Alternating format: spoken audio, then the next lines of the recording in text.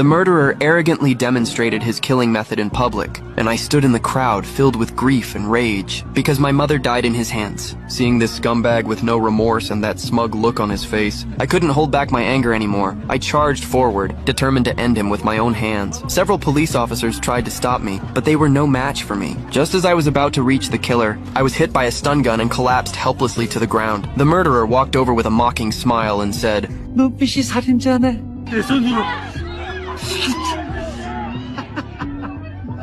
너한테까지 손상 걸지 모르겠다. Watching all this from the crowd, John froze. He saw the same pain he once had, the pain of losing someone he loved. Only those who lived through it would understand. Since Korea has no death penalty, even the worst criminals eventually walk free through loopholes. No matter how heartbroken the families are, all they can do is silently endure their loss. So John spent 20 years building a revenge base, created specifically to punish those who escaped the law. He named the team the Revenge Taxi. The members included Lisa, the hacking expert, Mark and Jim, the mechanics, and John, the mastermind behind it all. Now they only needed one thing: a highly skilled driver. After seeing my skills earlier that day, John was instantly interested. That night, he pulled up my records. Turned out, I was a retired Special Forces soldier, exactly the kind of talent the team needed. After learning my background, John approached me without hesitation and handed me a taxi driver's card, inviting me to join the Revenge Taxi and bring justice to those above the law. At that moment, I was burning with anger from being unable to avenge my mother, so I agreed right away. My first mission was a rapist who should have received life in prison, but walked free by claiming mental illness. The crowd protested with signs, but nothing changed, so they threw garbage at him in frustration. That only provoked his true nature. The criminal who acted so humble in public showed his real face the moment he got into the car. But he would never act arrogant again because he was sitting in my model taxi. At the intersection, I made a perfect drift and turned into a side road. Jim had already blocked the reporters, pretending his car had stalled. The criminal, thinking I'd shaken the reporters off, looked pleased until he realized something was wrong. I was driving him in the opposite direction. He yelled at me, demanding to know where we were going. When I didn't answer, he pulled off his belt and tried to choke me, but I knocked him out with one punch. Too scared to get close, he resorted to kicking the seat. I pulled out a tranquilizer dart and jabbed it into his body. Then I drove into a tunnel. Up ahead, another taxi appeared.